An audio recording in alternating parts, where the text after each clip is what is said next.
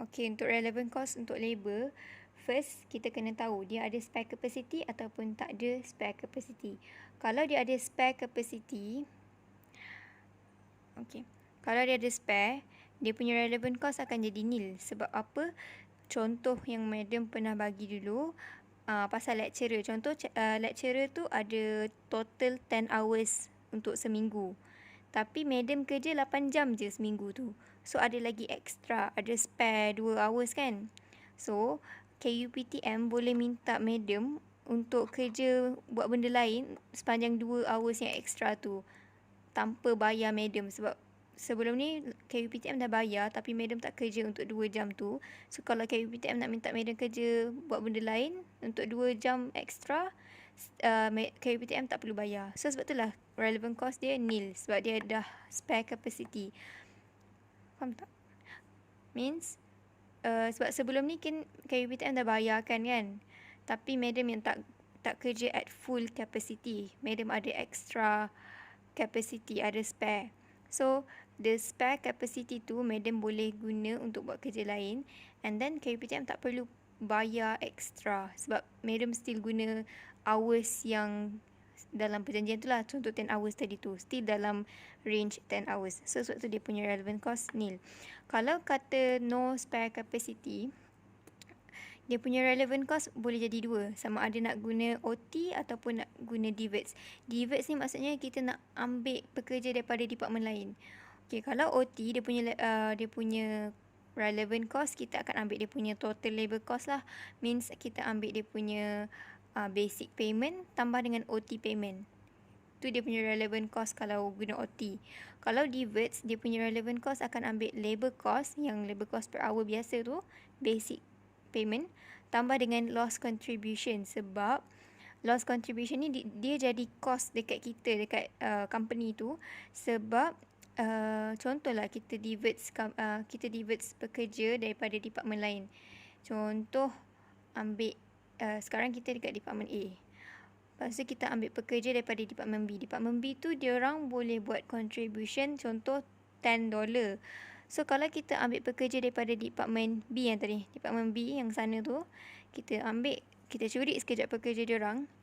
So dia orang akan tak dapat produce contribution yang sepatutnya dia orang boleh buat. So sebab tu loss contribution akan jadi kita punya cost, company tu punya cost. So sebab tu jadi relevant cost kalau kita buat DVETS. So dalam soalan kadang-kadang memang soalan dah tetapkan dia suruh kita guna company tu guna OT. Maksudnya company nak, kan tak ada spare capacity kan. So company nak cari extra hours tu, dia suruh staff buat OT. Sometimes soalan dah tetapkan company tu suruh DVETS. Tapi ada juga soalan dia suruh kita decide sendiri. Dia kata yang tak ada spare capacity ni kita boleh ambil daripada OT ataupun DVETS. So kalau dia suruh kita sendiri yang tetapkan, so Wardah kena ambil lower cost of OT ataupun DVETS. Kena compare lah. Alright. So sekarang pergi ke soalan 75. Saya ingatkan sekejap. Soalan 75 ni dia kata dia perlukan 400 hours kan. Lepas tu dia dah ada spare capacity 150. Macam saya cakap tadi, kalau ada spare capacity senang sebab dia punya relevant cost akan jadi nil. So 150 cost dia nil. Balance lagi 250 means 400 tolak 150 dapat 250 hours ni. Kita kena soalan dia cakap yang yang tak cukup ni, dan the remaining hours boleh found either by weekend overtime working paid at double or diverting labour kan dalam soalan tu dia cakap sama ada nak guna OT ataupun DVETS. So kat sini Wardah kena decide sendiri nak pilih relevant cost dia OT ke DVETS, kena ambil yang lower. So buatlah salah satu. Kalau OT, kalau kita bagi OT untuk 250 hours ni, kita carilah dia punya cost. OT kan kena ambil OT basic tambah dengan payment, OT payment. So OT basic, basic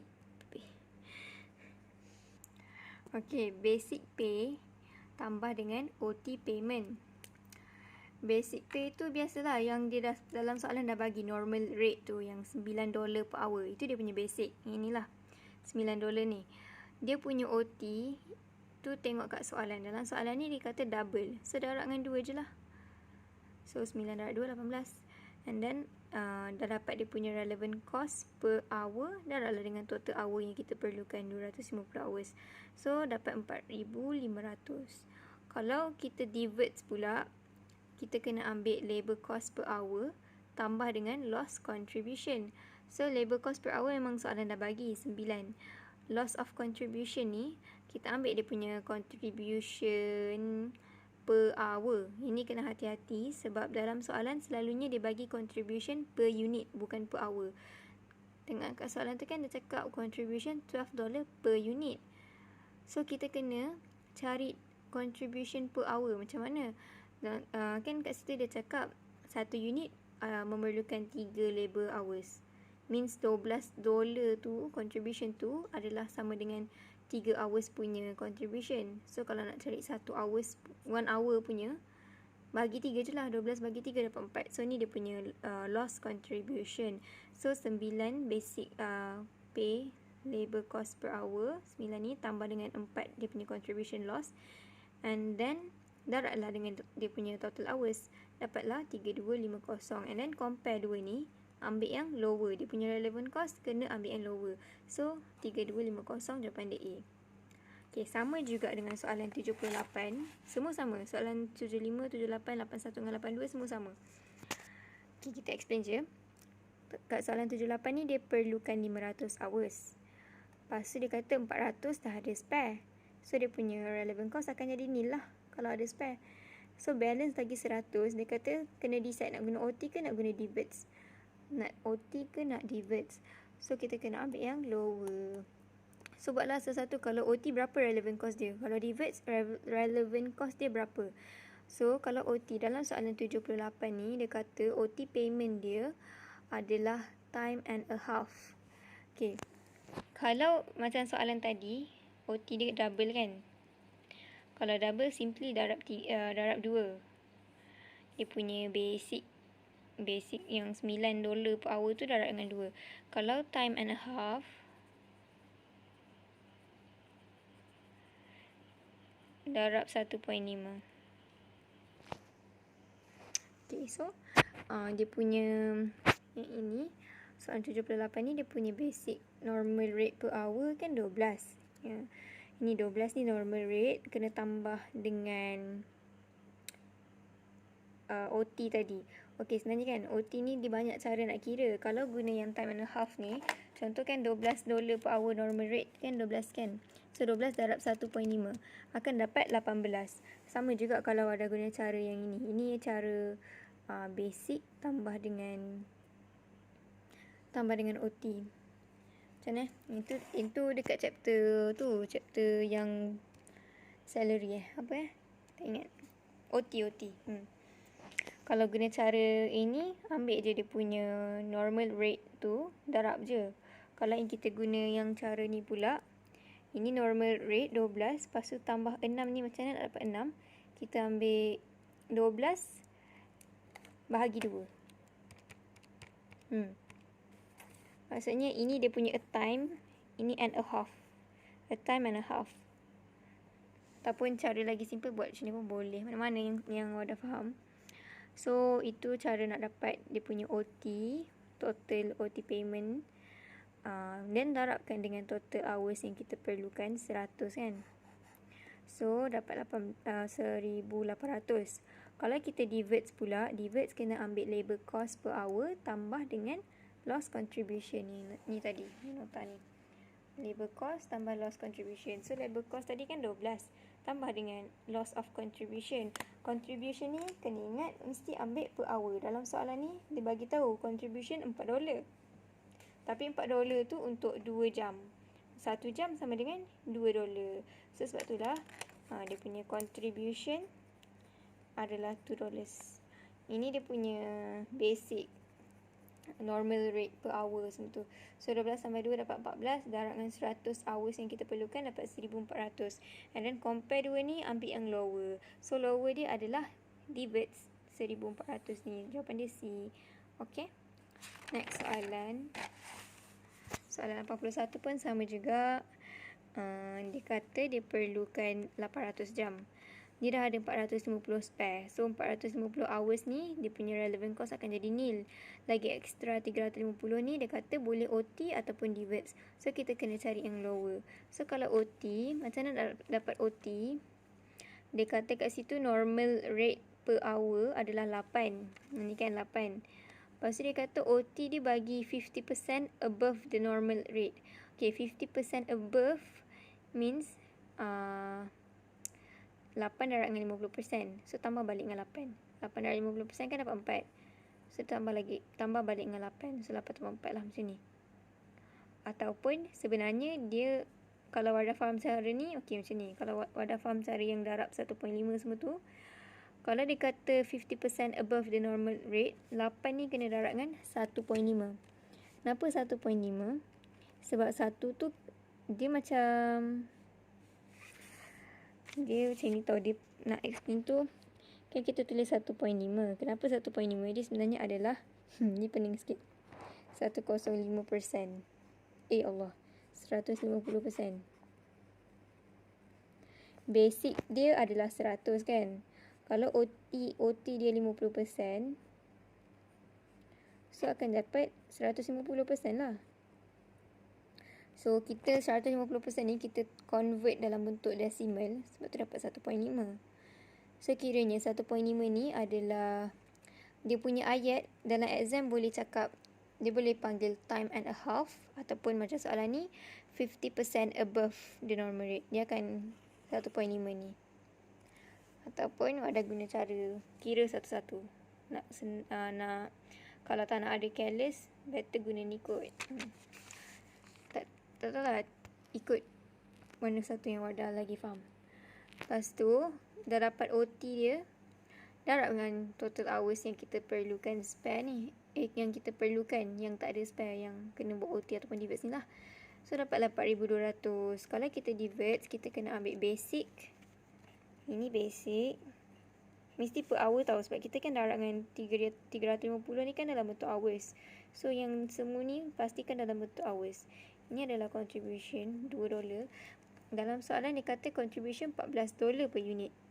$14 per unit tu dia perlukan 7 jam. So kita nak 1 jam je. So 14 bagi 7 dapatlah 2. So tambah darab 350 dapat 3500. Compare dua-dua ni, ambil yang lower, dapat dia 3500 A. Last soalan 82. Yang ini dia kata ini pun sebenarnya sama je, cuma sebabkan dia bagi dalam bentuk statement tu kan, dia macam tak perasan, boleh jadi tak perasan yang sebenarnya contribution $25 tu adalah untuk 1 unit, bukan 1 hour. So kena pastikan dah convert contribution tu ke dalam bentuk per hour. Okay. Dalam soalan ni dia kata, soalan 82 dia cakap tak ada spare capacity langsung. Sebab dia kata fully employed manufacturing. Lepas tu ayat yang bawah sekali tu, no other supplies of skilled labour are available. So tak ada spare langsung. So kita kena 90 ni semua kita kena sama ada nak DVETS ataupun OT kan sepatutnya. Tapi soalan ni dia tak cakap pun OT payment tu berapa. So kalau dia tak bagi tahu OT payment time and a half ke, 50% above ke, ataupun double ke, dia tak cakap apa-apa. So maksudnya kita kena guna cara ni lah, DVETS. Tak payah nak compare sebab memang soalan tak cukup info kalau nak cari OT dia. So kalau nak DVETS, kita kena ambil labor cost tambah dengan loss of contribution per unit, ataupun sebenarnya ambil contribution je lah, loss. Kalau macam perkataan loss contribution ni buat confuse, wadah tulis contribution je pun boleh lah. So contribution dia kan dalam soalan tu 25. Dalam statement tu kan 25. Tapi 25 tu per unit. Actually kita nak untuk per hour. So atas sekali tu dekat soalan 82, first ayat tu dia cakap dia bayar $8 per hour. $8 untuk 1 jam. 1 hour. Betul tak? Lepas tu tengok dekat skill labour dalam statement tu, dibagi 20 dolar. Maksudnya dalam statement yang $20 ni, maksudnya ni untuk satu unit. 1 unit equals to $20. So $20 ni sebenarnya berapa jam? 20 bagi 8 je lah kan.